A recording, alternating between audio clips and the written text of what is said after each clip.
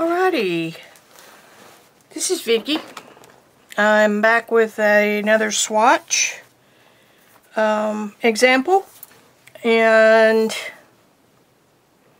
what I've done here in my swatch book is put a stripe of white gesso, a stripe of black, bare spot, white, black, bare spot, white, black, bare spot, white, black. Now what I'm going to do here is take these glazes from Tattered Angels. These are Glimmer Glaze, and they are really, really cool.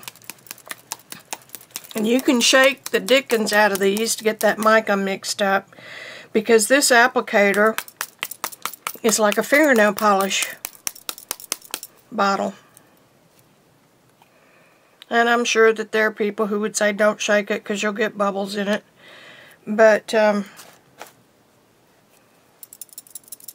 if I get bubbles, I'll just wait a little bit and they'll go away. I first separated all the colors into warms and cools. And I probably have some duplicates here. This one is Sangria and Sangria. I think I'm going to do that first and then I'll come back. Let's see if I can get my book up. Alright. I have gone through and gotten,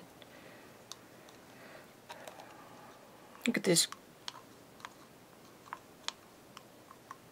cute little applicator. Isn't that cool? There's still a damp spot. And I'm working with factory samples here, so I may have a few clots. I'm going to run that right across.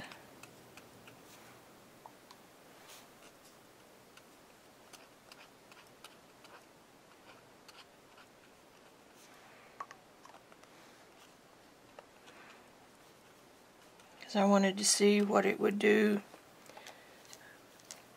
on black.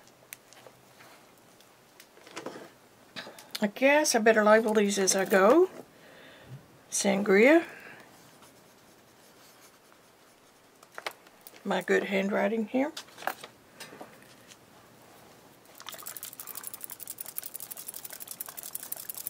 Okay, I'm going to keep going on this and I'm going to turn it off. I'll be back in a few minutes. Okie doke, I finished each one. When I opened these bottles, I added a BB, one BB to each bottle. Not necessary, but there's so much mica in there, I just didn't want to waste it.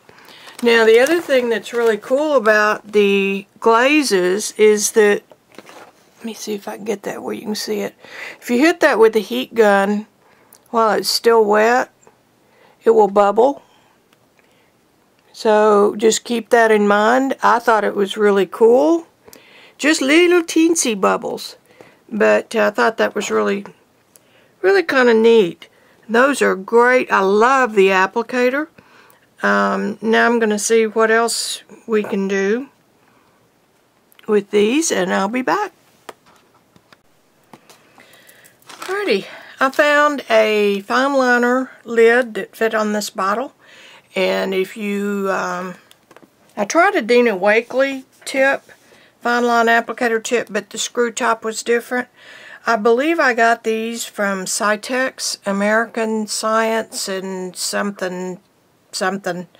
And they don't have the little wire that goes back in the nozzle, so you'll have to be sure you clean these real good. But this fits. So I'm going to see. The only problem is, there we go.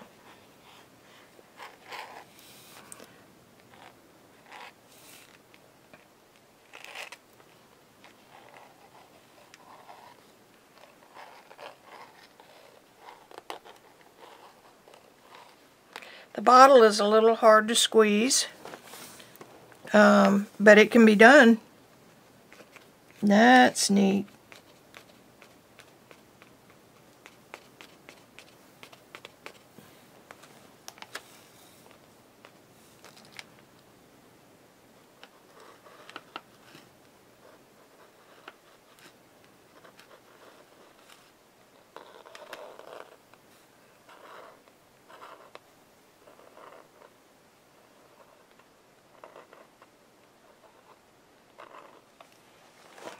Alright.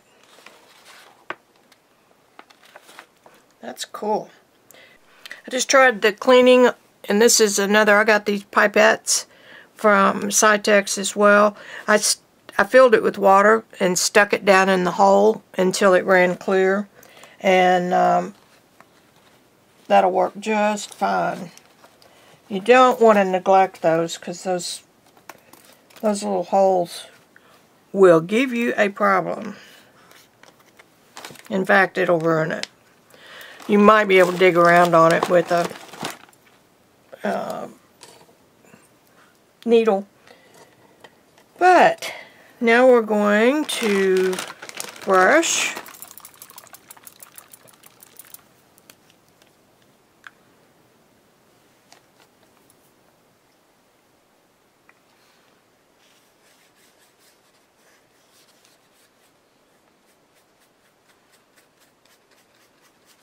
Should you want to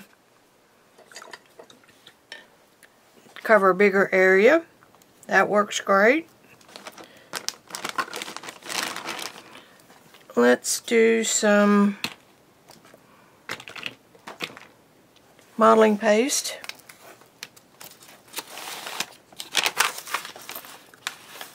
See if I can get over here on my mat.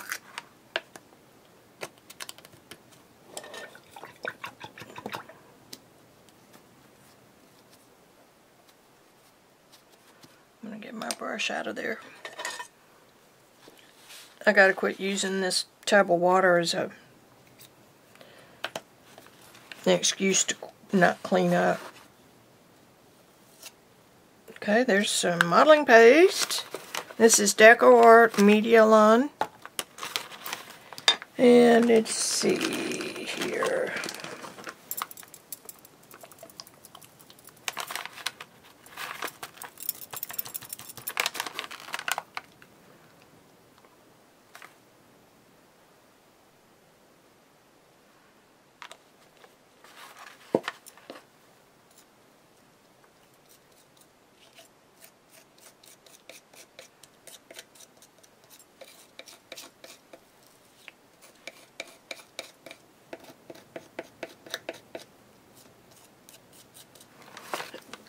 Alrighty, I'm going to try, this is a stencil I used yesterday for the jelly print play, and I moved it. Just a thin coat.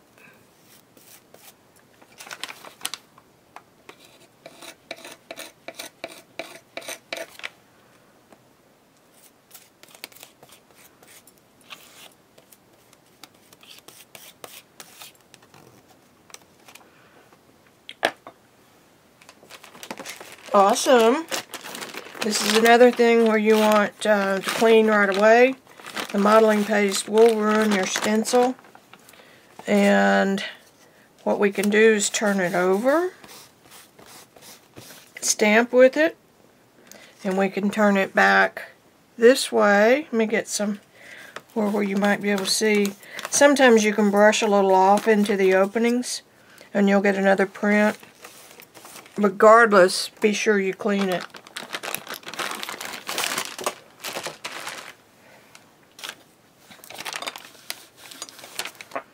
So we just tinted some modeling paste. Put that away.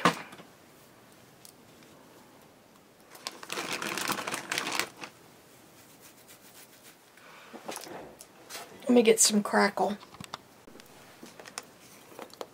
This is Decoart Crackle paste. Again, the Medialon. I just want a little.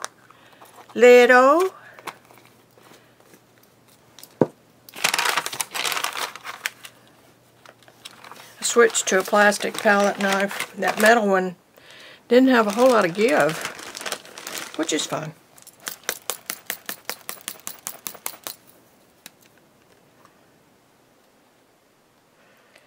Takes about, I just put about 2 or 3 drops, and I don't want to get any on my brush.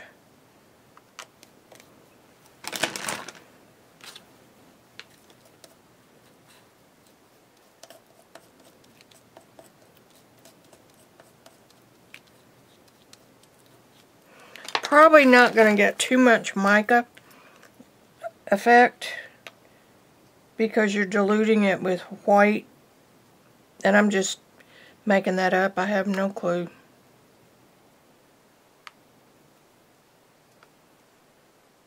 Seeing if I can get a little more intense color.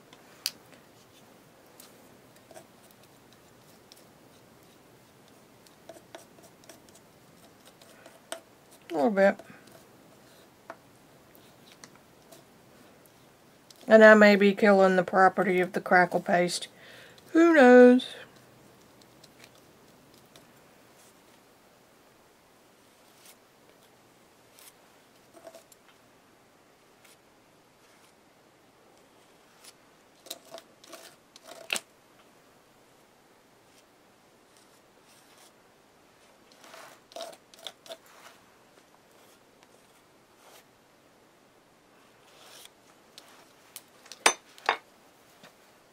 Now we have to let that dry and then I'll be back. I have so many projects going on my desk right now. I have a dried up tube of Daniel Smith Natural Kingman Green Turquoise Genuine. This is what came out of the tube. It is harder than a brickbat. And it took a lot of effort to break enough of a piece off to put in my little alcohol cup. And I used a couple of drops of gum arabic and then just a little bit of water. And then I put this on it to soak overnight. And it is still really, really hard. I'm wanting to use some of the watercolor ground from Daniel Smith. Oh yeah, see, I'm getting a paste now. I've heard that they will replace tubes that do this. When you're dealing with natural earth minerals, it's more of a problem. It's a beautiful color.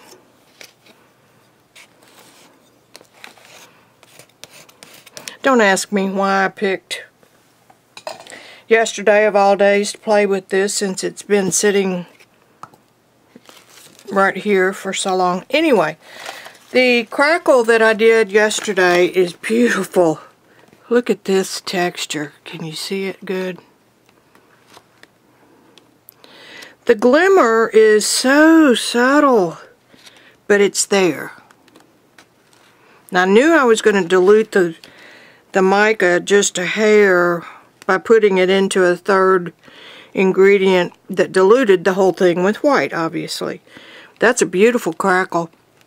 I did leave it to dry by itself all night. I found the best way for me to do that and leave something alone is just move the book out of my sight and then I don't think about it. This is the modeling paste with a little bit of whatever it was I said on the video yesterday, I forgot. Here's the fine point liner. It made a dimensional dot. So that's a cool way to use those. And then this page, of course, you remember yesterday. So that finishes that experiment, and I'm going on to another one today. So over and out. I'll see you next time.